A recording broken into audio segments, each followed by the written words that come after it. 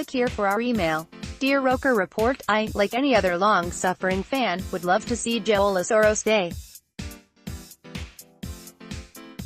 But if his heart is not in it, K him off, like. Rob Brownhead's note, Gav, succinctly put.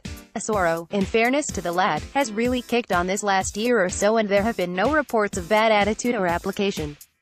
But if he's got ambitions to succeed at a higher level, then good luck to him. It's down to the club to find a buyer willing to part with some serious cash. The lad has a year left on his deal and doesn't see his future here, so we have to protect our best interests. And if a sale doesn't happen, then he'll continue to work hard and be a part of Jack Ross' side until January, or even next summer. I want him to stay and sign a new contract, but that doesn't look likely, so hopefully there's a resolution soon. Dear Roker Report, excuse my sarcasm, but the talk of bringing players through the academy system is akin to my fondness for gin and tonic. My love for Sunderland started before my love for gin and tonic, but both were well underway before the current generation discovered them. I have enjoyed it. Back then it was a Gordon's with a Schweppes and a slice of lemon, not fancy berries, cucumber and posh tonic. The academy system reminds me of that. Why don't we bring our own players through? What a novel idea. Not so. Sunderland had a state-of-the-art training facility in 1970 in Washington.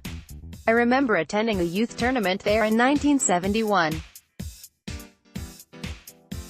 There were teams from all over Europe playing and the final was played at Roker Park, so Sunderland were at the forefront of youth development back then. The most famous team in my lifetime, the cup-winning side of 1973, had 6 players who came through the club's youth system: Montgomery, Horswell, Pitt, Carr, Hughes and Tuart. While the hire and fire merry-go-round persists, youth will never succeed. There is no time to blood them in before you lose your job. Cup team also had its fair share of Scottish footballers. As well as current youths, there was Dick Malone, signed from Ayr United, and my all-time hero Ian Porterfield from Raith Rovers. Cynics may say the game has moved on, and yes it has. Foreign players are generally cheaper to buy, and this stifles development and talent in the UK. Scottish football in the 70s produced some of the best footballers of the era. Billy Bremner, Alan Hansen, Graham Souness, Archie Gemmill, the list is endless. And let us not forget that the first British club to win the European Cup were Celtic. So let's raise our gin and tonics and drink to academies and Scottish footballers. Gerard Hiscock's note, Gav, an interesting analogy, but one that I enjoyed. I understand what you are saying, that developing young talent and bringing in players from Scotland has been an important factor in most successful Sunderland sides.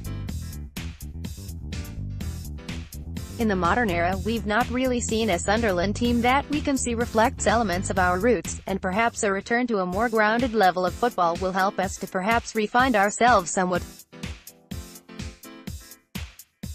I'm looking forward to seeing a Sunderland side filled with hard work and determination. If we can complement that with some of the talent we already have, we could be in for a really interesting season.